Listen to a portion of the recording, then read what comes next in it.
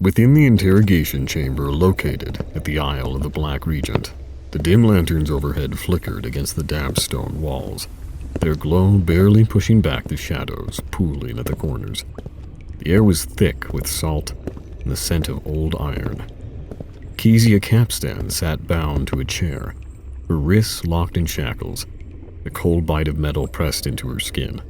Despite this, her expression was casual, almost bored, as she leaned back unimpressed by the interrogation room's theatrics. Emrys Maroon stood before her, arms folded, a smirk tugging at the edge of his lips. He was in no rush. "You are very difficult to find, Kezia Golddigger Kapstan. Quite an appropriate nickname you've earned for yourself." His voice was slow, deliberate. She rolled her eyes. "Clearly not that difficult," she muttered. "Seems your boys caught me well enough." "Oh, they caught a thief. I'm here for something far more interesting." Emrys stepped forward, circling her chair, as if surveying an artifact rather than a person. "Your name carries whispers. Corsair knows you as a cunning treasure seeker, a firebrand with a sharp eye for wealth. But certain pockets of the world speak of something else. A girl who once walked with things not meant to be seen. A pirate who wields magic, whether she admits it or not." Kezia stiffened, but only for an instant. She scoffed, shifting her posture as if shrugging off the weight of his words. "Magic? I'm a survivor, not a fairy tale." "Survivors don't shape tides, Kezia. But you did, didn't you?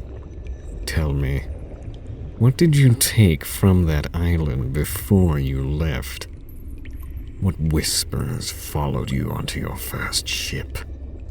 She exhaled sharply. "You Regent types like your stories, don't you?" Her voice was steady, but her fingers twitched in their restraints. "I took nothing. I left with nothing. I remember nothing. That's why your little myths don't concern me." Emrys watched her closely. He already knew the truth. Kezia believed her past held no importance. She discarded it as though it were a worn-out coin with no shine left. But that was precisely why it mattered. History shapes men, women, and the tides themselves. What Kezia dismissed, the Regent could wield. After a pause, he changed course. "Have you ever heard of Captain Alistair Morningstar?" This time her reaction was clear. A slight tilt of the head, a twitch at the corner of her mouth. Interested but hesitant. "He and his crew, the Gentlemen of Fortune, have been circling the waters for some time now. A man driven by balance, an idealist with a laughable ambition to bring honor to thieves. And yet he thrives."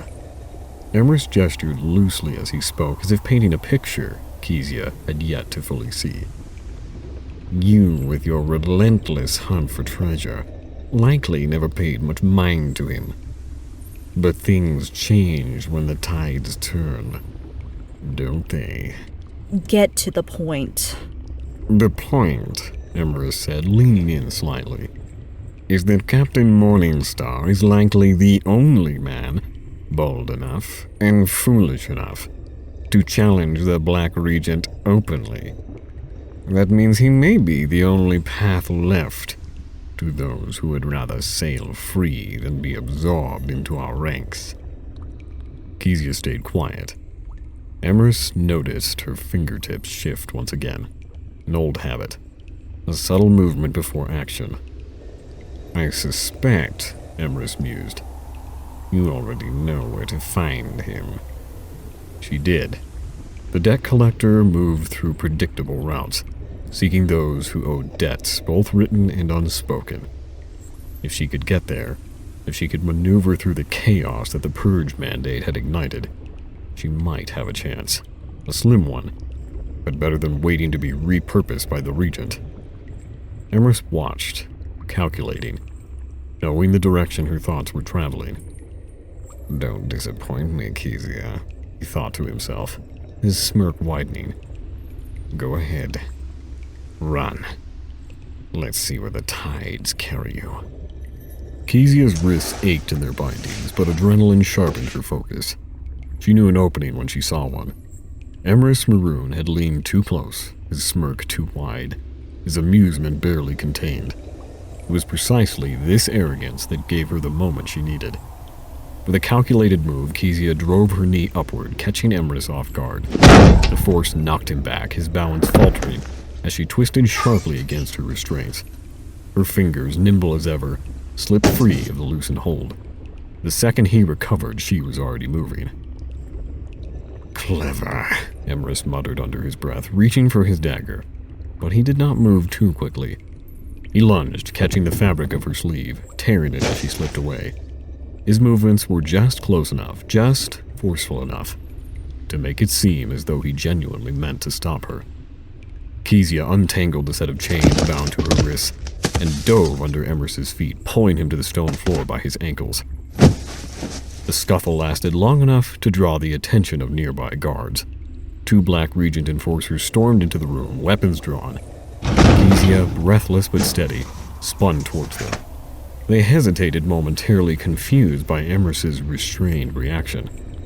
Don't just stand there, Emrys snapped. Kezia, throwing herself into a reckless dive past the nearest guard, moved through the corridor with the speed of a woman who had outrun fate before. She did not question why the passageway was clear, why the opportunity had fallen so neatly into her hands. She did not realize that the chase was a performance, and she was the only one who believed it was real. Emrys watched from the shadows, rubbing his jaw where her first strike had landed. His smirk was unfazed. He straightened his coat, adjusted his cuffs, and turned to the enforcers. Let her go. His tone was smooth, calm, and absolute. They hesitated, but obeyed. As Kezia disappeared into the night, slipping through the maze of Corsairs' underbelly, Emrys made his way back to the upper halls of the fortress. His pace was unhurried, and his demeanor satisfied. When he reached Horace Ravenswood's chambers, he did not need permission to enter. The captain, standing by his window overlooking the docks, did not turn as Emrys approached. She moves towards Blackshore. A ship will take her south before dawn. Ravenswood exhaled slowly, considering. She took the bait. Emrys's smirk returned, knowing Ravenswood's mind had already leapt ahead to what must come next. She thinks she's chosen her path, Captain. But it is we who guide it.